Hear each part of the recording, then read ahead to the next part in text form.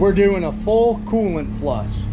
There's no BRP dealer near me, so I done some research, and you don't necessarily have to use the BRP coolant. You can just go to your local auto parts store and get orange OAT antifreeze. I don't know if you can see it there, I've got it underlined, but basically it's a long life service product based on organic acid technology, OAT. It's a ethylene glycol based product.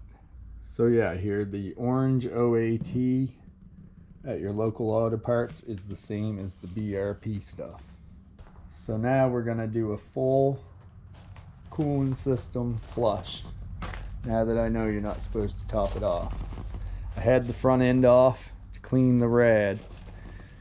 Looks a lot better. Yeah, it's been up, beat up, but I had the machine out and she was running normal. So we'll flush out the coolant and be done with it. So we're gonna pop this overflow cover. Get your trusted fluid collector, because there's gonna be some mess. It's what I do, and if you're new to the channel, I ain't no mechanic, far from it. So I'm just going by what I've seen other people do. We're gonna take this hose off, drain her in this bucket. Let's do it. There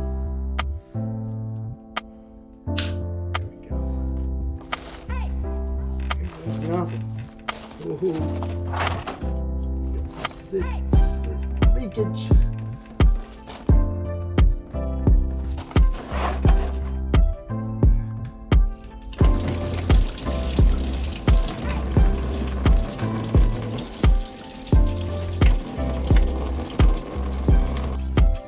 Let that run for a minute.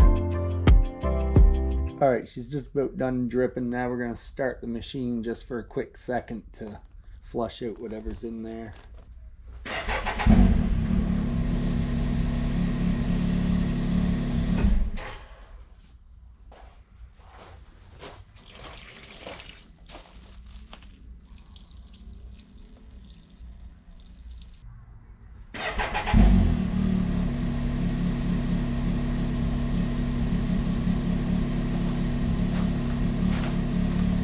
Oh, that's good.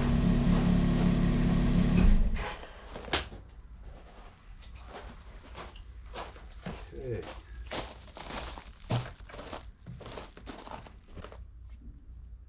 All right, now we're going to put the hose back on. Now we come back here and top it up with distilled water. It's got to be distilled. Don't ask me why. I'm not a mechanic. I'm just doing what I was showed. How about this? Comment below if you know why we have to use distilled water instead of just regular water. Looks about to the max line. We'll put the cover back on. Now we want to start the car and let her warm up for about a minute or so. 37 degrees right now. It's warm outside. Keep an eye on your water level. Add more as you need to.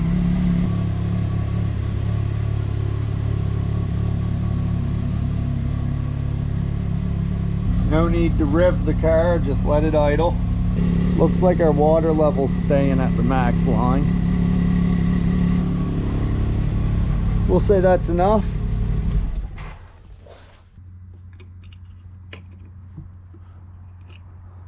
So after the car's run for a few cycles, it's warmed up, you can come in here to these hoses and give them a squeeze. Try to burp the machine, they call it.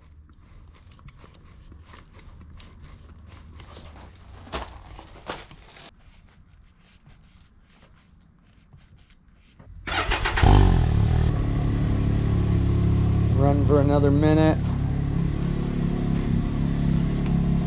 All right, we let the car cool a bit, and we're gonna take the hose off and let the water drain. Ooh, I'm getting good at that.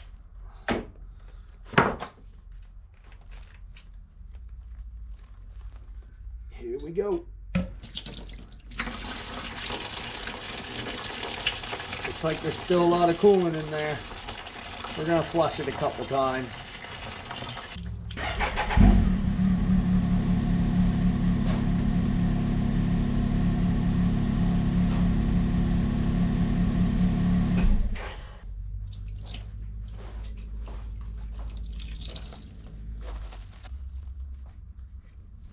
Goes back on.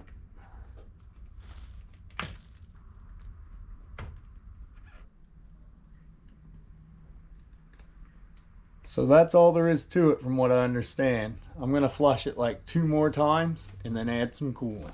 Let's do it. Okay, we flushed with the distilled water, now it's time to add some coolant. There you go. She seems to be working like she normally does. Heats up to 95, fan kicks in, goes to 96, and then it starts cooling to 91 degrees. Fan will shut off and it'll start heating up again. Repeat the process.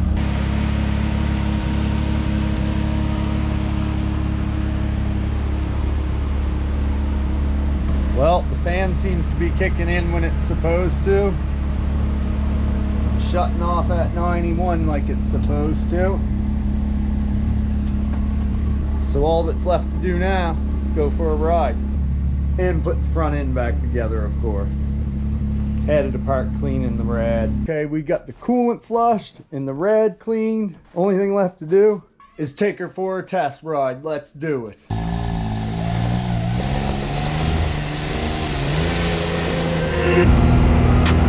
Just headed up the road trail from my house.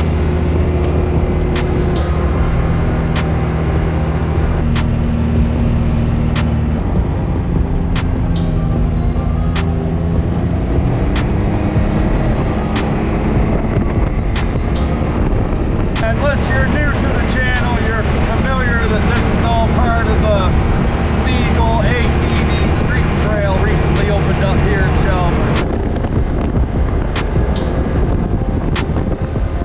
Be on the trail here in a minute, just right down here. Street trail sign.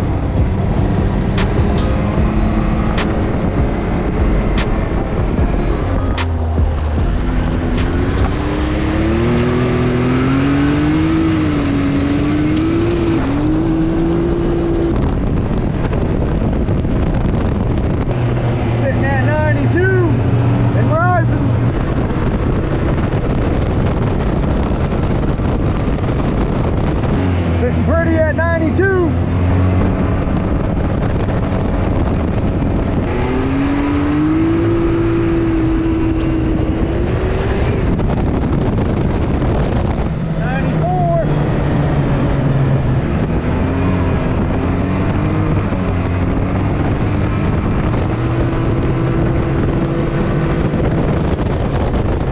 Down to 93. Fan doesn't kick in until 95, so fan didn't even have to kick in. She's running great.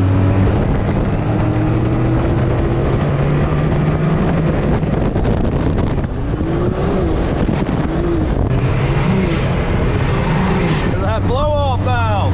Nice CNC. Check them out.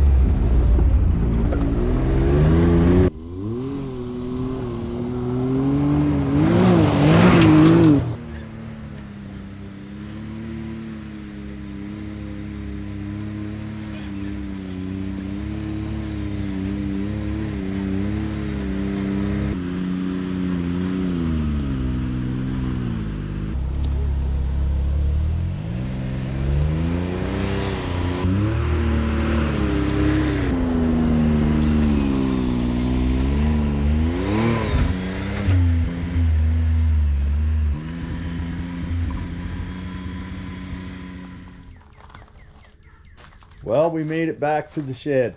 Since doing the flush, I did read that you're supposed to jack up the rear end and then let it down and jack up the side or something to make sure you get all the air out.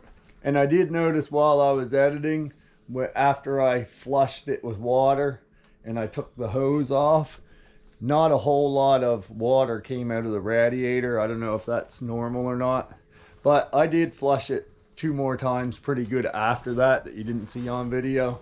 Anyways, we took her for a ride. You seen I was out for about an hour. Everything was running good, no overheating. Sometimes the fan didn't even kick in and the machine would start cooling off on its own. We'll keep an eye on it, make sure our overflow's topped up, carry some coolant with us on the next couple rides, keep a close eye on it. Anyways, I'm pretty confident we got her burning right. If you're not subscribed, hit the subscribe button, check out the channel. We got some motocross racing and some 4x4 truck racing coming up. Also, I'm gonna be installing this rough country hitch that I got from Off-Road Canada. I'm gonna be looking to do a little UTV camping both locally and around the province. I got the trailer I'm gonna try hauling, and also got some tenting gear. Make sure you're subscribed. You're not gonna wanna miss that content. Thanks for watching, and we'll see you on the next one. Check them out, Scotian Off-Road on YouTube. They call me a god.